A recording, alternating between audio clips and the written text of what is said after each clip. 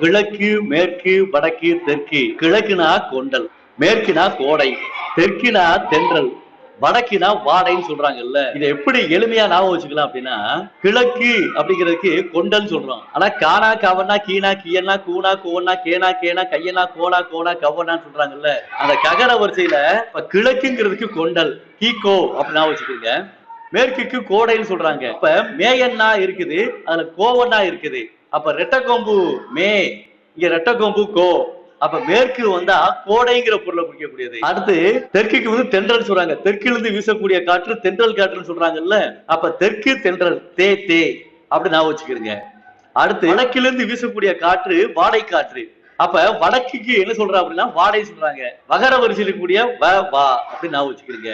கிழக்குக்கு வந்து கொண்டல், மேற்குக்கு வந்து கோடை, தெற்குக்கு வந்து தென்றல், வடக்குக்கு வந்து வாடை. பொறுத்துக அப்படிங்கிற தலைப்புல டிஎன்பிசில கேட்கிறாங்க.